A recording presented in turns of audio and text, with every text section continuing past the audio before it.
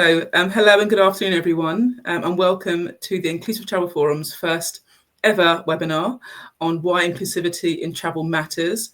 My name's Atlyn Forde. I'm the founder of the Inclusive Travel Forum and the CEO of Communicate Inclusively. I'm delighted to be your host today and to be joined by Danny Waine, founder of Travel Nomads and ITT Future You, and Hafsa Gaher, founder and director of the Halal Travel Network. Hi. Thank you for joining us. Yeah, thank you, Danny and Hafsa. So some of you may be unfamiliar with the Inclusive Travel Forum. It's a membership community of travel professionals and organisations committed to creating a more inclusive travel industry. The members portal provides a wealth of resources to support organisations in building inclusive practices, including policy templates, toolkits, guidelines, and other great resources to help those who are on their journey. We provide 3 in-person training workshops per year and access to experts to ask those questions that you don't know who to ask. We also have a safe space to share best practice and real-world experiences with other travel professionals. We also support non-members through our articles and webinars like this. That's done with the introductions now, I guess. Just a few housekeeping notes. This session is being live streamed on LinkedIn, and the webinar recording and an insights report will be available to view and download later this week. Please feel free to introduce yourself in the chat. We want it to be an interactive session. Let us know your name and your organisation that you're representing today. But we do want to encourage participation. So if you have any thoughts on the topics we're discussing or the answers we share, please share your thoughts in the chat. But also we're going to have a Q&A towards the end. So do use that function and share your questions, and we'll try to get it to as many as we can. So let's get stuck into this conversation then. Why is inclusivity so important in the travel industry, and why is it not just a nice to have, but a business imperative? At its core, inclusivity in travel means ensuring that all travellers, regardless of their background, identity, or abilities, feel welcomed, valued, and catered for throughout their journey. It also means fostering workplaces where all employees can thrive, free from barriers, biases, and discrimination. And you can see this quote here, that travel businesses that are actively promoting inclusivity see a 19% higher customer satisfaction and 23% stronger brand loyalty. But why does it matter? What are those core reasons, and how is it going to be benefiting your organisation and your customers? The first, and these are just a few of the examples, but there are many more, but it enhances customer experience and accessibility, which we know is a big thing in travel. Travel should be welcoming and accessible to all, yet many travellers still face barriers due to disability, age, religion, identity, and many other factors that prevent them from travelling without discrimination. It expands your market reach and your business growth. Now, who doesn't want that, right? Diverse travellers represent a huge economic opportunity. The accessible travel market alone is worth £249 billion in the UK. Meeting the agendas of and the needs of LGBTQ+ or multicultural and neurodiverse travellers helps business to tap into new markets and really drives loyalty. It strengthens your workforce. Sorry, got a tongue twist there. It strengthens your workforce engagement and retention. And we all know how hard recruitment can be in the travel industry to really find those gems and those really good people that are going to support your business growth. A diverse and inclusive workplace attracts that top talent. It improves employee satisfaction and it reduces turnover. And that's another issue that many travel businesses face in terms of having a high turnover. It also builds brand reputation and customer trust, and it drives responsible and sustainable tourism. Equitable tourism benefits local economies and communities. And by partnering with diverse suppliers and ensuring there are ethical business practices, travel businesses contribute to social impact, sustainability, and global inclusivity. And so it just shows you that being an inclusive travel business, it has a lot of breadth, right? And so it's not just an ethical choice, but it really is imperative to your business's success. So, However, there's still lots of work to be done in this space, and that's one of the reasons why I created the Inclusive Travel Forum. Travel workforces still face lack of inclusive practices. Colleagues are still experiencing discrimination and bias in the workplace, and we're still not seeing diverse leadership representation. Discriminatory travel experiences remain common for underrepresented travellers, and I'm sure you've seen on TripAdvisor and other platforms where customers and travellers are really talking about the bad experiences they've had and how they have been discriminated against during their travel experiences, and we really want to change that. But many businesses don't know what to do and what action to take. And this is why we have the Inclusive Travel Forum. We really want to help everyone to know where to start and what steps they can make to take a big difference and to change these stats that are here on the screen. Right, so I've been talking for a bit. I really want to get everyone that's here today involved in the conversation. And so I've got a poll here. So you can go to menti.com and enter the code, which is 56983422, or you can use the QR code on the screen. And I'd love to hear your thoughts on this question. What is the biggest benefit of embedding inclusion in your travel business? And it's really important that we continue to focus on the benefits, right? Because we are hearing about this rollback on D&I and on inclusion. But I think if you really look at the benefit that it brings, you'd really understand why it is important for us to continue working towards embedding inclusion. Thank you. It'd be great if everyone could take part in this Menti. Please use the QR code or go to menti.com and enter that code. I'll leave it up for a little bit longer, and I just want to move on now to our guest speakers, Danny and Hafsa. Do you want to introduce yourselves while we've still got the Menti poll up? Okay. Danny, Hafsa, are you going to go first? Sure, yes. Hi, everyone. Thank you so much, Atlyn, for inviting me to this. As you know from our conversations, it's such a meaningful initiative, and it's a core of our business, both business, a tour operator and Halal Travel Network. My name is Hafsa Gaher, and founder and director of Halal Travel Network. And I'm really honored to be here sharing this panel with you, Atlyn, and Danny as well. Oh, thank you, Hafsa. It's amazing to have you here, and I'm really looking forward to hearing your thoughts and responses to the questions that we have. Danny, do you want to give a brief introduction to yourself as well? Thank you for joining us. Sure, thanks, Atlyn. Hi, everyone. Yes, I'm Danny Waine. I am founder of Travel Nomads, which is a new B2B consultancy business. Been working in and around the travel, tourism and education industry internationally for the best part of the last 20 years. And this has been a real passion of mine throughout that period, and really wanting to make the next generation of the travel industry a better place. Okay, great. I've just seen that some people said they can't see the code. I'm just going to read it out again. Thanks, Alexandra, and thank you for the introduction, Danny. So if you go to Menti, menti.com, and the code is 56983422. And you can also, if you've got your phone, you can use the QR code to respond to the question.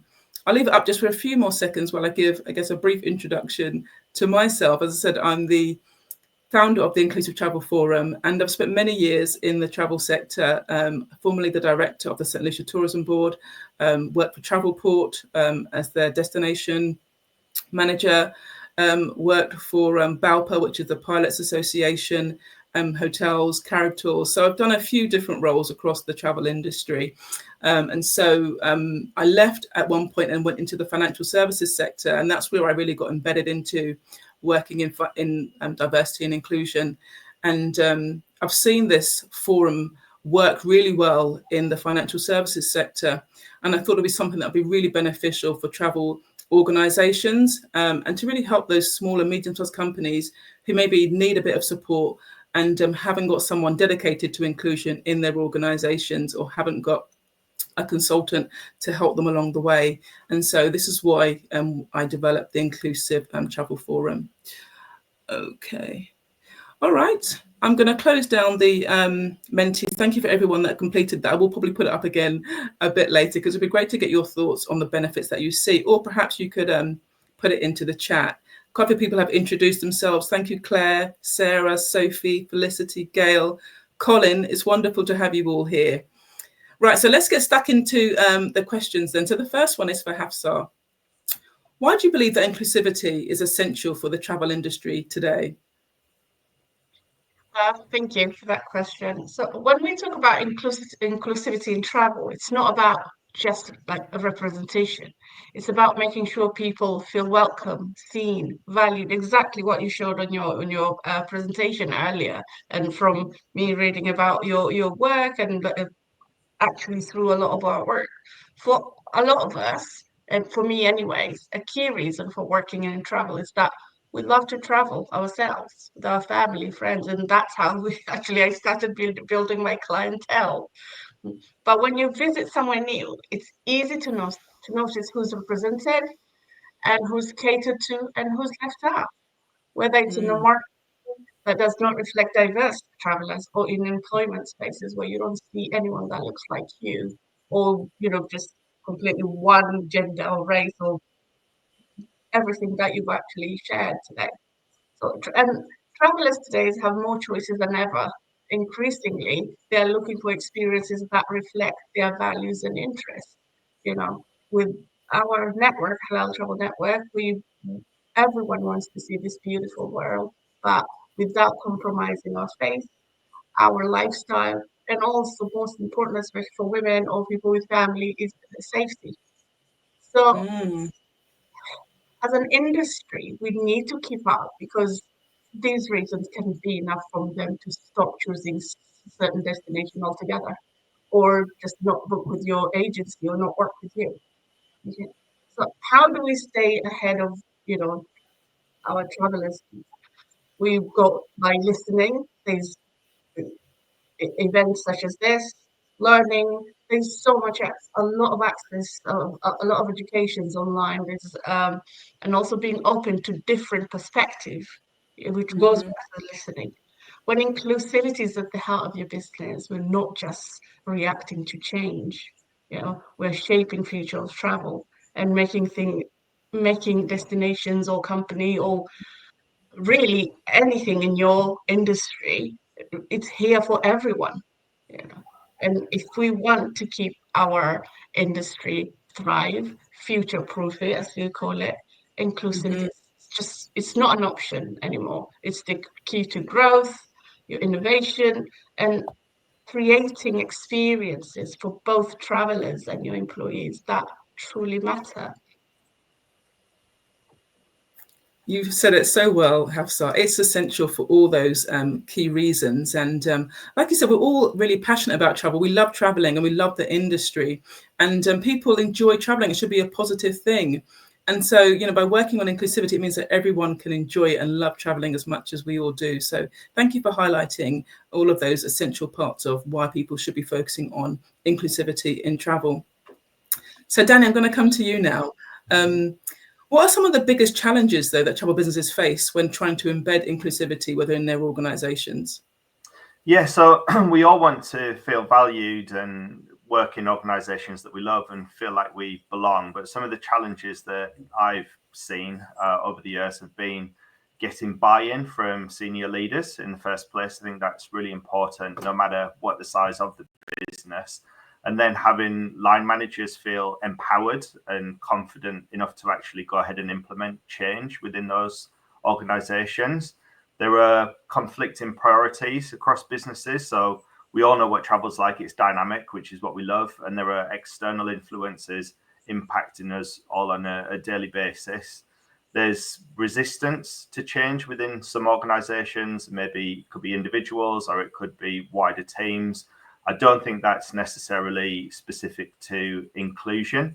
It's just that some colleagues push back on change in general. And then I think maybe fear, ignorance, and arrogance, depending on the kind of business, all come into play. Now, all of that said, I think they all sound like excuses, and they probably are. And from a business point of view, it's just about getting on with it and doing it, making the change happen. Yeah, I think there are many different reasons as to why people may struggle with focusing on inclusivity, not just starting off, but maintaining it as part of their culture within the business. And I think you've highlighted a few of them there. I guess also for those kind of small and medium-sized businesses, they've got a lot of things going on, right? Trying to manage and run a successful business, it takes a lot. And so I guess for some, they may consider that inclusivity is lower down the pile, right, in terms of their priorities. But we just spoke about all the benefits that it can bring. And I think if you embed it as part of your culture, every person in your business has a role to play in being inclusive. And also that shows that it's authentic. It's not just one person that's trying to push this. And like you said, you can get, an individual that really understands the value and wants to implement it. But then someone else in the business, maybe someone more senior, maybe trying to push back and not want to implement it in the business. And so I think for organizations, it's really important that they try to embed it as part of their culture and look at it from every aspect. So from a fam trip and how you organize that to make it more inclusive, looking at the people that are on there and how you can make it more accessible, to an event that we have. We love going to travel industry events. Are you having alcohol and non-alcoholic drinks there? Are you thinking about what time of day you're having it so that more people can come and join? On your website, as Hafsa mentioned, are you looking at the images, but maybe even the language? What language are you using in terms of when you're communicating with people? I think there are so many things and areas which inclusivity touches, some things that we maybe haven't even thought of. But I think when you kind of have it as part of your culture, it means that every individual in your team is thinking about how they can make what they do accessible and welcome for everybody, whether that's a colleague or a customer. And so I think you can overcome those challenges, but it does require a commitment, not just from the top, but from the bottom up. Often it comes from the bottom, but you need to have everyone really committed to bringing inclusivity to the business, and also a sustained approach. It's not just a short-term thing. We're going to do it today, or do it for International Women's Day, or do it for Black History Month. It's a year round. Exactly. So thank you for highlighting those challenges, Danny. So I want to ask you both the next question, and this is really around kind of sharing those success stories, those case studies, and people find this really helpful to say, like, oh, they did that worked really well. Maybe we could try it in our travel business. So can you share an example of a successful inclusivity initiative you've witnessed or been part of? Hafsa, can we start with you, please? Yeah, of course. So as I've talked about our organization, Halal Travel Network, and everything in our companies from the day we started until our day-to-day run. As we say, it's not a fad, it's not a trend. But actually today I want to speak about initiative with Women in Travel CIC, and what they have there. So I have been a mentor. I've mentored a couple of women's a few years ago, just after COVID and during it, and I've been a mentee myself. So there's male allyship, there's Lead Her initiative, there's the latest one they had was tour guiding, when people can get to tell their own story, so your own narrative you tell, and it's taken into a smaller community, but you can see the impact from the person who's doing it to the travelers themselves. So I think it's fantastic, and we need more and more initiatives like that. Oh, thank you for sharing that. That sounds great. And I've seen Alexandra's on the call today, so it's great to talk about Women in Travel CIC. And Danny, do you have any other examples with regards to inclusivity? We've seen, the great work with regards to gender, but it'd be great to hear about maybe some other groups that have also benefited as well.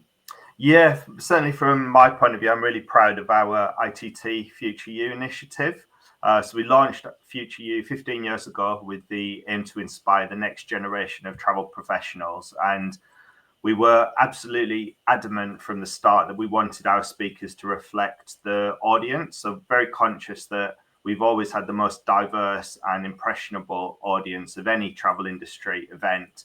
And so for us, it was key that those speakers reflected that as well. And so particularly the students, the graduates, the younger people coming into the industry could see themselves there in a few years' time. It's gone on to become the largest event at World Travel Market now. We also host 12 events at universities and colleges right across the UK. So we've tried to localize it and regionalize it, giving opportunities to more speakers and businesses to get involved. one thing that I would say we didn't think about initially, but has certainly been a benefit, has been giving up and coming speakers the opportunity to tell their stories. And often these people, they maybe don't work in roles that they're naturally going to get the opportunity to speak or have a platform. And we've given them that, and that's helped to build their confidence. And then you have people that are more experienced, that are further on into their careers, that have had an opportunity to give back. And I know they found that really fulfilling within, from a personal point of view as well. And then where we've got to all these years on, we actually have the on the road events across the country that are now organised and run by the students themselves, which was the actual, absolute dream when we started out. And the impact that it's had has been massive. So we now have our ITT Future You Awards, which take place every summer at the House of Commons. We've got an ambassador scheme. We've had a number of people who've gone on to do really well. So I remember Jamie Lee was in our first ever, in the audience at the first ever event of World Travel Market. 15 years later, she's on stage in November as one of our speakers. We've got Amy and Hanit, who recently joined Black Diamond, that have actually gone to work within the travel industry. There's loads of other examples like that. And then one that I've just seen kind of from afar, the impact that it's had.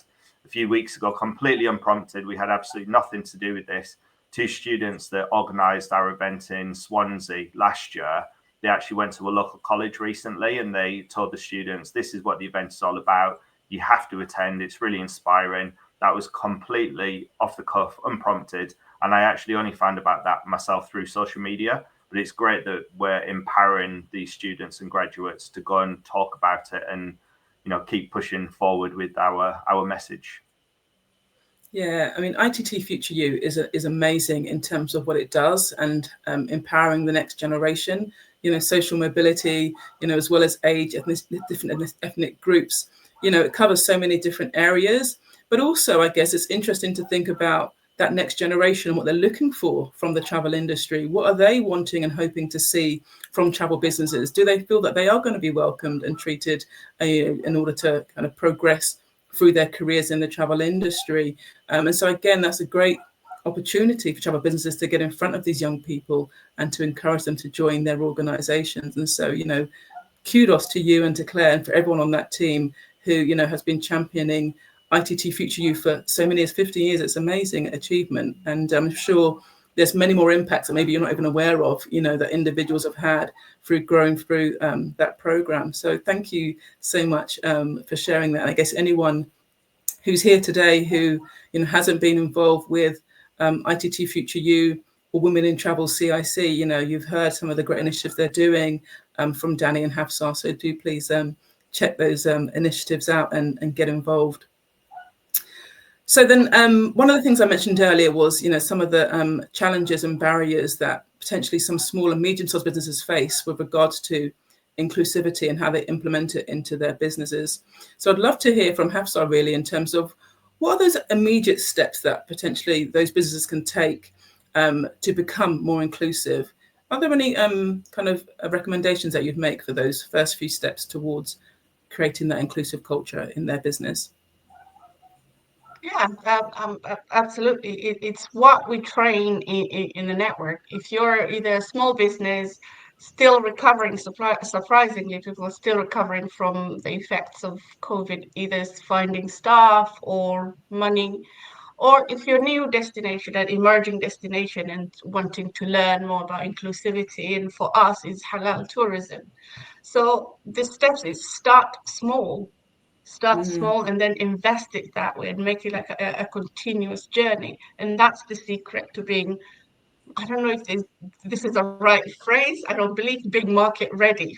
How are you ready when things are changing every time?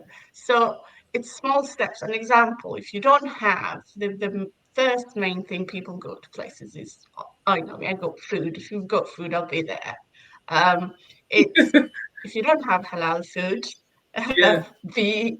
there are other options. There's fish, there's veggies. Or if you don't have that and you have restaurants around you, you've considered this guest and I've printed like the restaurants around here. Is a room clean for your reflection, meditation, or prayers? So that we have a checklist in our network, and feel free to download that. You could have this is where you're starting. Find free information here. If somewhere you want to download about nearest mosque, somewhere to eat, family, is that family friendly somewhere? So there's a lot of information that you can find online for free if you don't have enough staff, or if you. So I think that's the main secret, really. Start small and carry on, build up on that. Yeah, I think that's great advice. I think that, the first thing is really to take an active interest in understanding what inclusivity is and how it can benefit your organization, your colleagues, and your customers. And then just thinking about what's relevant to your organization. Some aspects of inclusivity may not be relevant to you. If you're not, servicing particular groups, maybe regionality or age may not be a concern. Maybe you're doing really well in that area already, but maybe there are some other areas in which you're not doing so well. And so I think it really is taking a reflective view of where you are as an organization and prioritizing what steps you can take, right?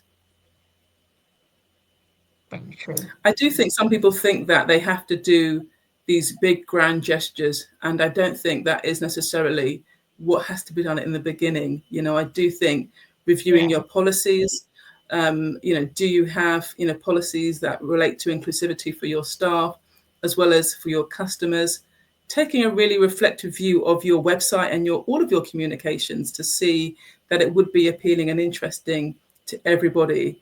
Look at your team, look at your progression and your succession planning. How do people progress through your organization? How do they have a voice in terms of sharing some ideas, perhaps? Do you invite them into meetings, or is it a closed door and only certain people can share their thoughts and influence the strategy of your organization? I think there are many small steps that organizations can take. And that's another reason why, we launched the Inclusive Travel Forum, so that people have got those resources. Like you said, there's a lot of information online, perhaps maybe too much because it's quite overwhelming. But can you come to one place and really think about, I need a menopause policy, or what does a diversity inclusion strategy actually look like? What does it entail? I want to do a survey, a sentiment survey to understand how my colleagues are feeling within the business. Oh, here's a template, and here's some of the questions that you could be asking your colleagues. Or maybe I want to do a survey of my customers and find out what experiences they've had, or find a loop so that I can understand some of the experiences and so I can improve and understand that.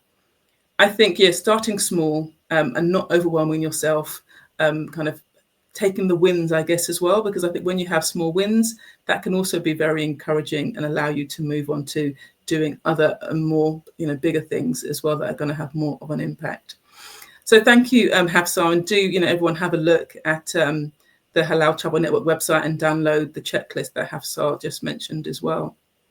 If you do have any questions, though, please do put them in the chat. We are going to come back to the questions and open the floor. A few others have said hello. Thank you for joining. Jack and City, thank you for joining. If anyone else is here, please do say hello in the chat and the company that you've come from. Okay, so let's move on to the next question. Danny, how can inclusivity positively impact both colleagues and customers in the travel sector? We did cover a few things early on, but it'd be great if you could share some other ways and things that you've seen in terms of the positive impact it's had on individuals, whether they're colleagues or customers. Yeah, it can have a real positive impact. So staff retention, staff satisfaction, recruitment, customer service scores, and even sales as well, right the way through the whole chain. I think if we're happier in our roles where we work, if we love where we work, it's logical that we're going to buy into that company, large or small, give it our all, go above and beyond for the customer, do a better job. And ultimately, all of those things will feed into making sure the customer has a great experience with the business. Also on that point, I think from a business point of view, people do move on from organizations, they change jobs, and often they'll stay within the travel industry. Don't view that as a negative thing. People do move on for different reasons. And if they've had a great experience within your business and they have felt valued, they can go on to become ambassadors for your company. They might encourage other people to apply to work for you. They may speak positively about your company, both from a recruitment point of view, but also from a sales perspective as well. And again, that applies to businesses small and large. So don't think just because I'm a smaller business, that doesn't apply to me. I think from a sales point of view, we know how powerful word of mouth referrals are. And that's exactly the same when it comes to recruitment as well. I would also say that there are dual benefits to this. So not only is it the right thing to do, we should all start from the point of view as humans, from kind of coming from a point of view of kindness, where we start from this position. But also it makes great business sense as well. So for example, you might put a ramp into your high street shop, and who knows, that might attract a future sales star in a wheelchair, whilst at the same time it opens up the opportunity for more families to come through with buggies into your shop. So it increases sales as well as opportunities for other people who may have gone elsewhere. You've got flexibility, so around hybrid working for your staff, giving them the opportunity to go and pick the kids up from school, but then they may be open to working on an evening, having your telephone lines open so you can give your staff better work-life balance, whilst at the same time providing that out-of-hours service to your customers, and again, giving the opportunity to make more sales as well from a business point of view. So loads of really simple examples, but I think it just makes sense from so many different perspectives. That is just so great, Danny. You touched on so many really important aspects there. And one thing I was just thinking about as you're talking about that kind of dual kind of benefit is, having a diverse team. A lot of organizations are looking at neurodiversity and how they can create an environment for their colleagues, where they can thrive and, work at their best. But I think if you have colleagues who are neurodivergent and you have customers that are, they can really relate as well and understand maybe what they're going to be looking for on that travel experience. And that would apply to many other groups as well, that in terms of if you have that diverse team, they can translate that in terms of making that sale and providing a travel experience that's really relevant to that person based on their identity or background, etc. Hafsa, did you want to share anything in terms of the benefits that you'll see for both colleagues and customers through inclusivity? I think actually that Danny said really everything, and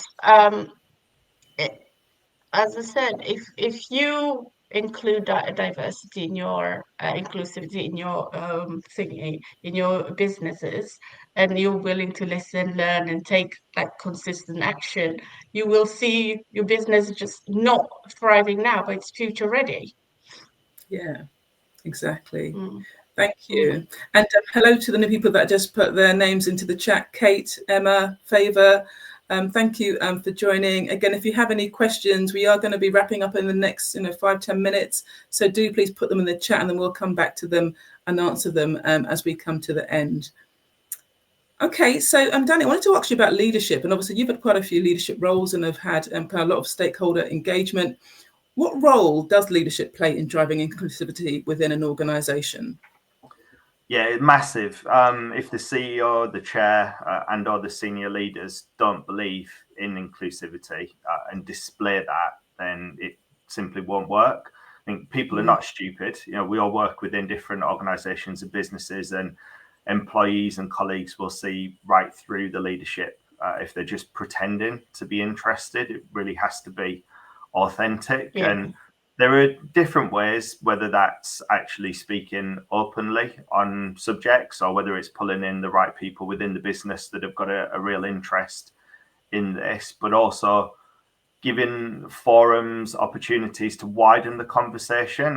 One observation about this conversation today, when I was looking through all of the people that registered to join us today, there only a handful of guys that are taking part in this, which I think is a real shame. Shout out to those guys that have taken the time to join us, which is brilliant. But I think opening the conversation as widely as possible and encouraging people to take part in the conversation is the only way that we can move this forward. Danny, it's such a great point. I'm really happy that you mentioned that, because I do feel that's another one of the challenges that people face. They feel like, inclusion isn't for me. I'm a middle-aged white man. I feel like maybe I shouldn't be part of the conversation, but it should be for everyone. Everyone is part of inclusion. And whether that's as an ally or just understanding someone else's lived experience, I really always try to bring that home, and that, in this conversation, everyone has a role to play and everyone has, a part to play in this. And I guess you will find that in a lot of organizations that the senior leaders tend to be more male, and so it's really important that we do engage them and encourage them to listen and hear and understand why it is relevant to them. So yeah, thank you for highlighting that. And because you do find in a lot of these discussions around inclusivity, that men can sometimes feel excluded, that they're not part of the conversation. We really want to welcome them and to hear their views and for them to be part of this. And did you want to add something to that, Hafsa, about leadership? Yeah, I did actually, because if they come to this and learn, the main thing I think the leaders can do is lead by an example in their day-to-day. Yes, you can hire people. Yes, you can have all this statement, all update your website, but if you're not doing it, showing your team, showing your travelers, then I don't think you'll be a genuine thing.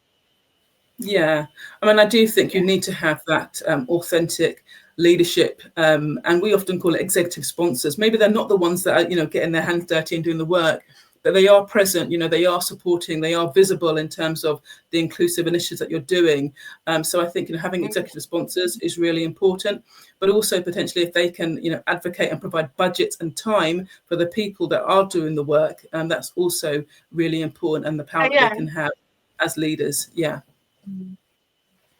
All right, thank you. Let's go on to the last question then for both of you. And I can see there's a couple of questions in the chat, but if they can have some more, that would be great as we wind up and come to the last few minutes of this webinar. What advice would you give to individual travel professionals who are just starting their inclusivity journey? So many people maybe you're struggling thinking, what can I do? I'm just one person in this organization. What advice would you give to that individual in terms of how they can get started? Are you going to start, Danny, or should I? Sure, go on then. I'll go. So I would say don't be afraid of it. The worst thing you can do is to do absolutely nothing. Speak to others, both inside and outside of travel, particularly within travel. We're all really passionate about what we do. We've got a great network of people who are keen to help, give advice and support. So tap into that and think about your own lived experience. We've all had dark times, difficulties over the years, been bullied, not felt like we fit at different times in our lives. I think embrace those feelings and turn it into a positive, and you can help make life better for other people by doing that.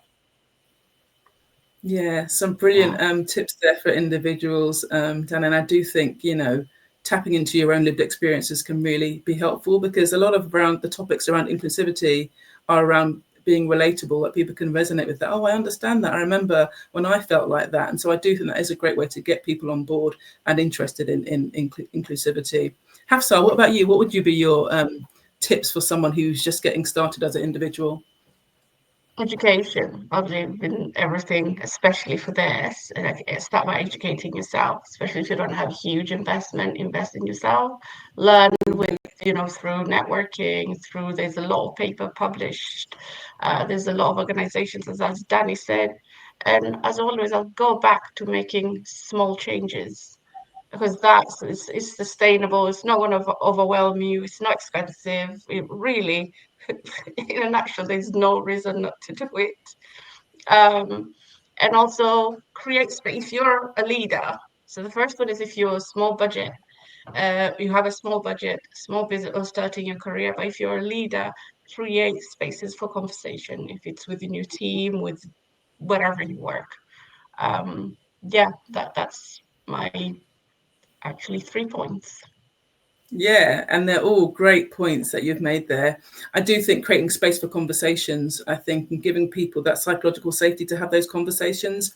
I think some of the topics people feel a sense of fear, I guess, in having that conversation in the workplace. And so I guess it is around being brave. Sometimes it does require that, having the confidence to bring the conversation to the fore. But quite often when you do that, others are like, oh, I was thinking that too, or this is something that I'm really interested in as well. So I do think, having that confidence to bring the conversations around different inclusivity aspects that are relevant to your organization and to you individually is another great way to get started.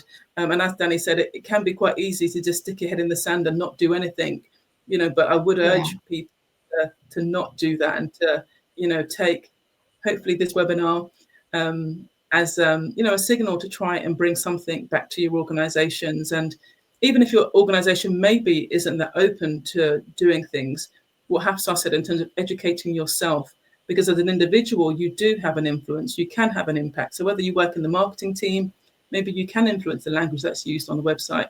If you work in sales, maybe you can ensure that when you're talking about the experiences that you offer, you can mention all the other inclusive aspects that the hotel provides, or you've done your research into that. So even if you do feel that there are restrictions, I do think as individuals, we all have power and influence in some way when it comes to this topic.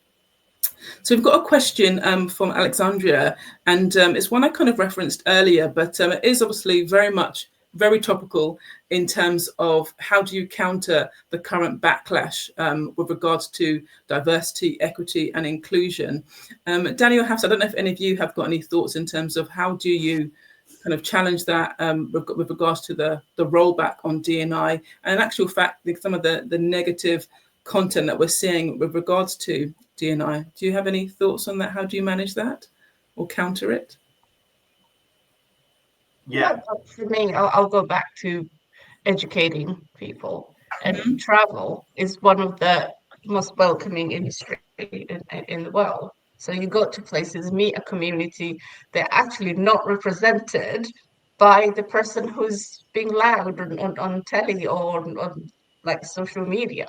So I think there's education, and like there's so many ways of educating yourself. When you go somewhere, actually meet the people, what's been talked about, and that was really surprising you, because I find we are inherently decent-ish. Yeah. Yeah, exactly. There's misinformation out there, isn't there? And so I do think educating yourself and understanding it for yourself, not listening to all this rhetoric, because I do think there's some ill intentions behind this backlash, and people trying to protect themselves and trying to misrepresent what inclusivity really is all about. So you have to keep talking about it and giving the real story. Sorry, Danny, what do you think? No, we just need to continue doing the right thing. We all know what the right thing to do is, and keeping those conversations up and making sure that we're engaging with each other, having the two extremes and actually having conversations, bringing people together is how you can moderate these conversations, and not losing sight of the fact that we are all nice people, and we all want to work in great places. We all want to have great experiences, particularly within the travel industry, and not losing sight of that. And I think Hafsa said right at the beginning, this is why most of us were drawn to the industry, is because we love to travel. You broaden your mind, you meet people from around the world, you get to have all these cultural exchanges, you learn from people that are from different backgrounds. You might not always agree with them, but I think you need to have conversations with people to understand their point of view and then have the opportunity to influence them. So really just focusing on why we're all here in the first place. Exactly. And when I talk about inclusivity, ensuring that everyone feels welcomed and can thrive at work and as a customer, who doesn't want that? And why would you want to push back on everyone feeling welcomed and able to thrive and do their best in your organization? Thank you for sharing that. Thanks for the question. I'm just going to share my screen again. Thank you everyone who responded in terms of what's the biggest benefit of embedding inclusion in their travel business. And it seems like a stronger workforce engagement and retention is really important. So thank you for sharing that. And also the others have got some responses too. So I just wanted to go back to talking a bit more about the Inclusive Travel Forum as we close out. And many of the things that we spoke about today are available here in terms of support and resource. And so I mentioned this 24-hour membership portal. If people are struggling with where to start, looking for where they can educate themselves, they can access this portal. It's tailored specifically to the travel industry. So all the content is written with a travel professional in mind, and it includes checklists, training materials, templates, and all the things that are going to be very beneficial to you. There's expert advisors that you can email. And so again, sometimes you have these questions, you're not sure who to turn to, you can reach out to the Inclusive Travel Forum via email and we'll help you along with that. And then there is 3 training events that happen per year. And you can send a representative from your organization. It could be a different person for each training event. And again, that gives everyone access to understanding and educating themselves across your business. And so we're having one in March, June and October. So there's different opportunities to join that. And then also, if you join as a free member, you can access the LinkedIn group. And it's a safe space really to hear from others in the industry and what they're doing, but also to learn. But also, I think it's important to demonstrate your commitment to inclusion. Like we said, the younger generation, Gen Z, coming into looking for employers, also those looking for travel, they want to see that your organization is committed to inclusion. And so by having the Inclusive Travel Forum logo, it's a real clear demonstration of your commitment to inclusion. So those are just some of the ways in which we can support. And really, I just want to say thank you. Thank you, everyone, for joining and for all the wonderful comments. Joe, thank you, Gail, for your comments in the chat there. If you do want to continue the conversation, because I'd love to, do please join the LinkedIn group, because we can continue the conversation there. The QR code is in the middle for the LinkedIn group, but you can also visit the website, inclusivetravelforum.org, and subscribe to our newsletter. We've got lots of great content that comes out on a monthly basis that you can take a look at. So Hafsa, Danny, any last comments from you as we say our goodbyes to everyone? I just want to thank you for including me, really.